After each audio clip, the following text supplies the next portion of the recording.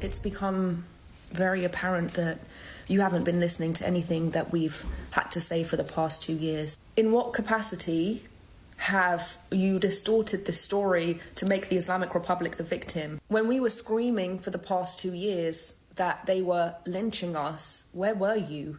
When we were screaming that they were killing Iranian women for not wearing a hijab, where were you? That is Elica Le Bon. She's a vocal critic of Iran, brilliantly refuting reporters of the Islamic regime in Tehran who are calling Iran the victim of Israel. She joins us now. And Elica, when I saw that the other day, I said, I hope that we can find her and that she'd be willing to come on and talk to us a little bit more about what you're seeing, what you're feeling. And you had this piece in the in the New York Post in which you talk about a real concern that you have people who are sort of pro-Palestinian, but now actually maybe even cheering for Iran.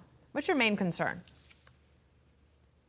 Yeah, I mean, this isn't certainly not a new concern. This is a concern that we've been vocalizing since October 7th. You know, at that time, what we saw was people coming out being extremely radicalized, expressing their support for Hamas, which turned, quickly into a support for the Houthis in the Red Sea, which turned into support for Hezbollah. And, all the while, people warning us or advising us that this is absolutely fine. There's not going to be any support for the head of the snake, the Islamic Republic. Of course, it's an absolute ideological inconsistency to have such vocal, vehement support for the proxies that the Islamic Republic has created to foster this type of regional instability, and then to claim that you aren't in support of the Islamic Republic. So by and large, if you are buying into that story, if you are buying into that narrative that Hamas are the freedom fighters in this story, that necessarily will make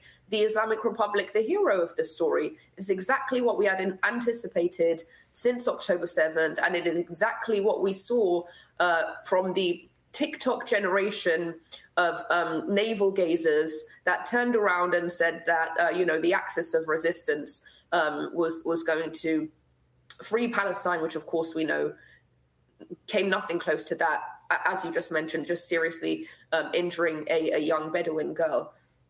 One thing I'm deeply interested in is the region.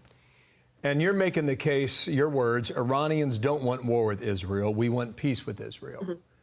And now we have reports that the UAE, the Jordanians, the Saudis all helped in assisting to defend Israel on Saturday night, Sunday morning. Do you believe that this is an inflection point for the region? Or do you believe that there are too many bad actors that still want war and they still want conflict among each other? I do. I think this was a turning point. I think that for a long time there was a lot of ambiguity or perhaps confusion about how the region would respond.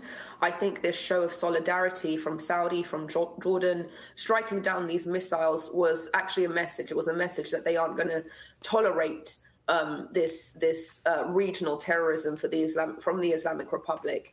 And I think it's a really good kind of harbinger of the direction that this is going to go if the Islamic Republic keeps continuing to launch an offensive, as it has done on October 7th, before October 7th, and ever since October 7th, with its constant strikes and rockets fired into Israel from and through its proxies.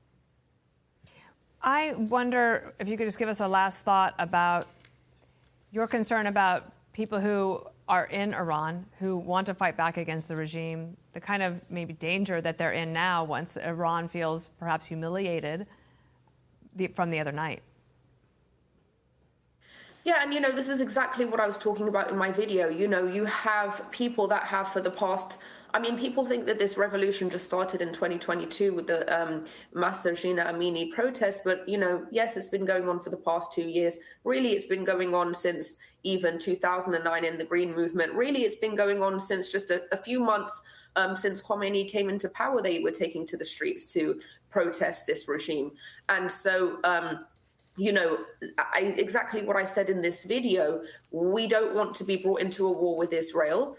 We never wanted a war with Israel. And it is the Islamic Republic, the Islamic regime, which is continuing with its hostilities and aggressions in the region, that is going to pull the Iranian people into a war that they never asked for. They've been busy fighting this regime, trying to take out their own government. They've suffered more than enough.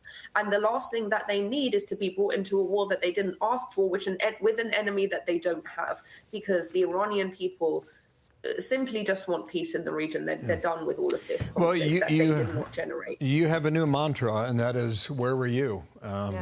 Stuck out to us. Thank you for your time today, sharing your thoughts. Thank you, Elica. Thank you so much. Thank you. Great to have her on. And reported just in the after Iran had tried to attack Israel, pensioners and farmers took to the streets in several major cities, and they're complaining about the firing of the drones and the missiles at Israel, and to protest about their deteriorating economic conditions. That is a problem for the people. That's what she was saying. She's concerned about the people of Iran, not the regime. The people aged 30 and under, of which 70% of the population of Iran is 30 and under. It's a youthful population, and things change. Yeah, let's hope.